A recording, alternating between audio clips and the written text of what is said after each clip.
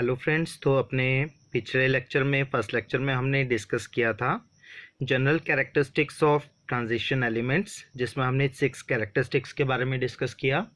तो अब हम नेक्स्ट कैरेक्टरिस्टिक के बारे में डिस्कस करेंगे विच इज़ कॉम्प्लेक्स फॉर्मेशन। तो ट्रांजिशन मेटल या आइंस की अगर हम बात करें तो ये कॉम्प्लेक्सेस को फॉर्म करते हैं। तो इनकी जो टेंडेंसी है कॉम्प्लेक्सेस को फॉर्म करने की वो हमें मिलती है क्योंकि जो ट्रांजिशन मेटल कैटाइंस हैं उनका साइज स्मॉल होता है, जिसकी वजह से उनकी जो इफेक्टिव न्यूक्लियर चार्ज की वैल्यू होती है वो हमें काफ़ी ज़्यादा हाई मिलती है। और इनमें इनर डी ऑर्बिटल्स जो हैं वो एम्प्टी होते हैं, जो कि लिगेंड से इलेक्ट्रॉन पेयर्स को ईजिली एक्सेप्ट कर सकते हैं। तो जिसकी वजह से इन एलिमेंट्स की टेंडेंसी होती है कि ये कॉम्प्लेक्सेस को ईजिली फॉर्म कर सकते हैं। तो नेक्स्ट हम बात करेंगे अब इनके कलर की। तो जो ट्रांजिशन एलिमेंट्स हैं ये कलर को भी कलर्ड कॉम्प्लेक्सेस को फॉर्म करते हैं। तो कलर्ड कॉम्प्लेक्सेस हमें मिलते हैं क्योंकि जो ट्रांजिशन मेटल्स हैं ये डी सप्लिटिंग को शो करते हैं। तो जैसे कि अगर हम बात करें तो जो क्रिस्टल फील्ड थ्योरी है उसके अकॉर्डिंगली जो डी ऑर्बिटल्स हैं तो डी ऑर्बिटल्स की तो एनर्जी सेम होती है, तो इसीलिए हम इन पांचों डी ऑर्बिटल्स को बोलते हैं डीजेनरेट ऑर्बिटल्स, जो कि हमें फ्री मेटल एटम में देखने को मिलते हैं।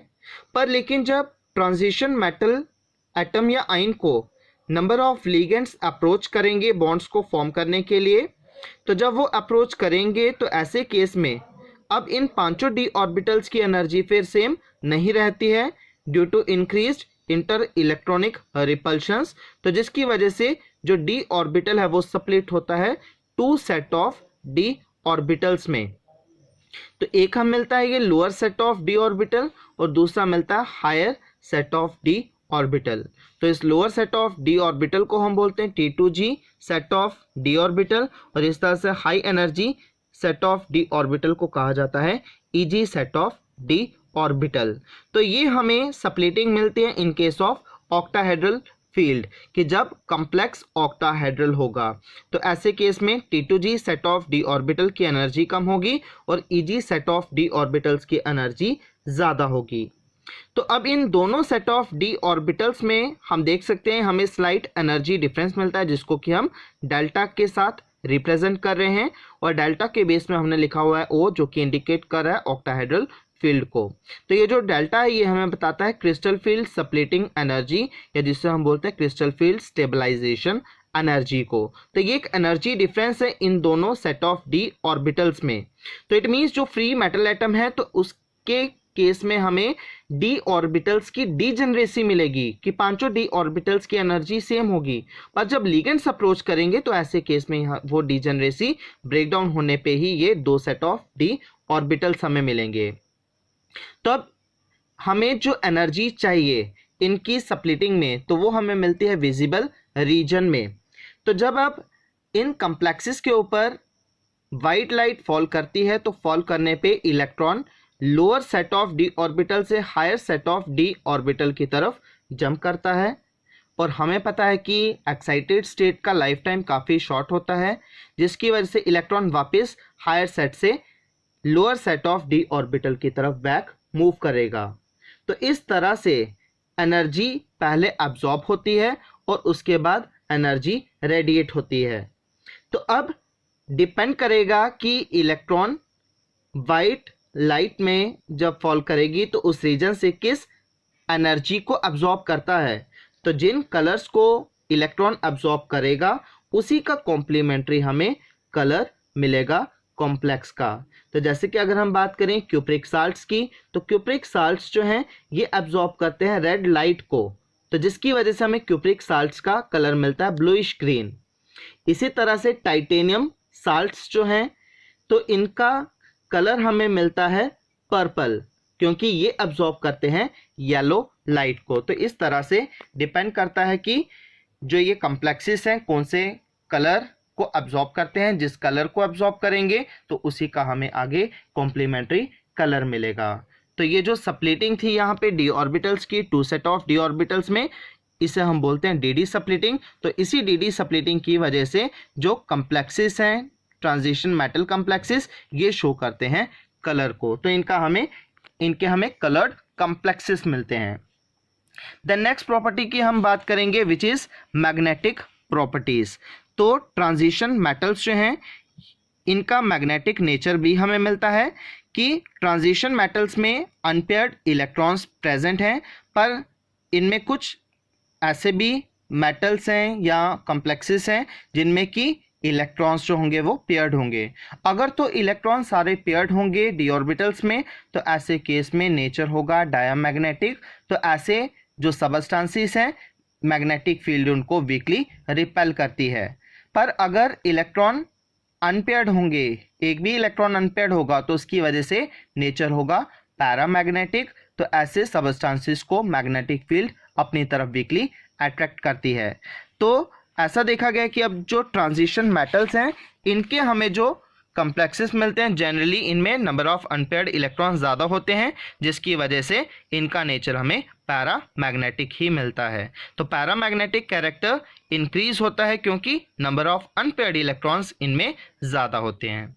द नेक्स्ट प्रॉपर्टी है कैटालिटिक प्रॉपर्टी। तो कैटलिस्ट होते हैं वो सबस्टेंसेस जो रिएक्शन रेट को चेंज करते हैं और खुद उनमें किसी भी तरह की केमिकल चेंज नहीं आती है during the course of reaction. तो ट्रांजिशन मेटल्स की हमें कैटालिटिक प्रॉपर्टी देखने को मिलती है। ज़्यादातर ट्रांजिशन मेटल्स को ही हम एज ए कैटलिस्ट यूज़ करते हैं रिएक्शंस में, जैसे कि फाइनली डिवाइडेड अगर हम आयरन और मोलिब्डेनम की बात करें तो ये हाबर्स प्रोसेस में यूज़ होता है अमोनिया की मैन्युफैक्चरिंग के लिए। और इस तरह से जब हम हाइड्रोजनेशन करते हैं वेजिटेबल ऑयल्स की टू फॉर्म वनस्पति घी, तो ऐसे केस में यूज़ होता है फाइनली डिवाइडेड निकल। और अगर हम बात करें प्लेटिनम और वेनेडियम पेंटॉक्साइड की, तो इसको हम यूज़ करते हैं कॉन्टैक्ट प्रोसेस में सल्फ्यूरिक एसिड की मैन्युफैक्चरिंग के दौरान for the conversion of sulphur dioxide two sulphur trioxide.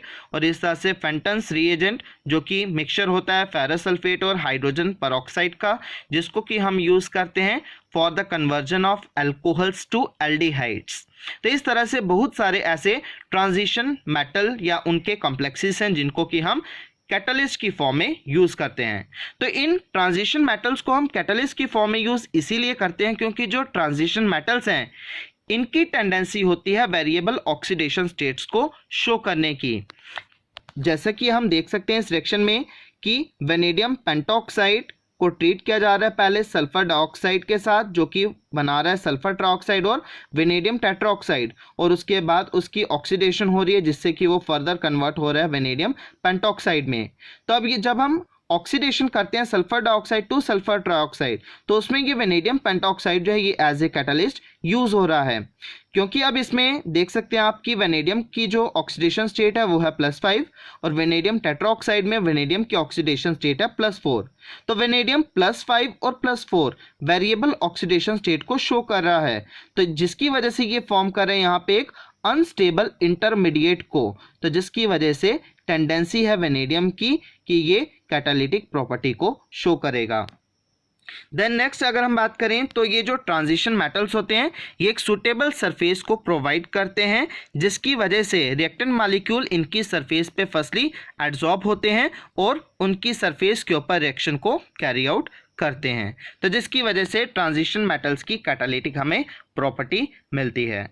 Then next property की हम बात करें which is formation of alloys. तो ट्रांजिशन मेटल्स जो हैं ये अलॉयज को भी फॉर्म करते हैं क्योंकि इनका जो साइज है वो ऑलमोस्ट सेम होता है, तो सेम साइज होने की वजह से ये सब्स्टिट्यूशनल सॉलिड सॉल्यूशंस को फॉर्म करते हैं, तो जिसकी वजह से ट्रांजिशन मेटल्स अलॉयज को फॉर्म करेंगे। अलॉयज हमें पता ही है होमोजेनस मिक्सचर ऑफ मेटल्स या मेटल के साथ नॉन मेटल्स। तो जो ट्रांजिशन मेटल्स हैं इनका ऑलमोस्ट साइज सेम होने की वजह से इनके जो एटम्स हैं वो सब्स्टिट्यूशनल सॉलिड सॉल्यूशंस को फॉर्म करेंगे, जिसकी वजह से हमें इनके अलॉयज मिलते हैं। जैसे कि हम देख सकते हैं स्टेनलेस स्टील जिसमें कि आयरन, क्रोमियम, निकल और कार्बन प्रेजेंट होता है, या ब्रास की अगर हम बात करें जिसमें कॉपर और जिंक होता है, या जर्मन सिल्वर जिसमें कि कॉपर, जिंक और निकल की प्रेजेंस होती है। Then next one is reduction potential. तो ट्रांजिशन मेटल्स जो हैं इनका रिडक्शन पोटेंशियल में हमें कोई रेगुलर ट्रेंड नहीं मिलता है, क्योंकि जो इनकी जो सब्लिमेशन एनर्जीज हैं इन मेटल्स की या आयनाइजेशन इंथैल्पीज, उसमें भी कोई भी हमें रेगुलर ट्रेंड नहीं मिलता है। तो दोनों में ही कोई रेगुलर ट्रेंड ना होने की वजह से रिडक्शन पोटेंशियल की वैल्यूज़ में भी कोई भी हमें रेगुलर ट्रेंड नहीं मिलेगा।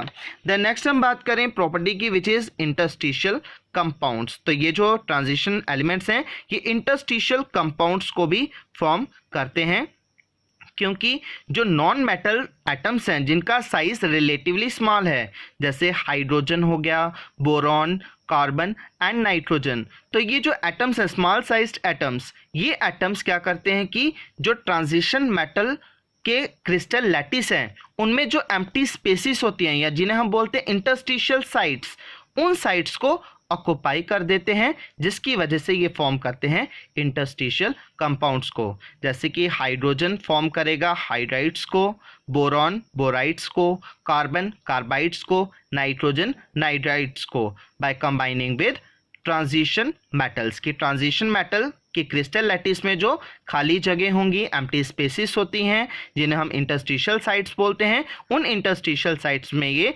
Small sized atoms hydrogen, boron, carbon, nitrogen, ये उन एम्प्टी स्पेसिस को कवर करते हैं, उनमें प्रेजेंट होते हैं, तो जिसकी वजह से ये फॉर्म करते हैं इंटरस्टिशियल कंपाउंड्स को।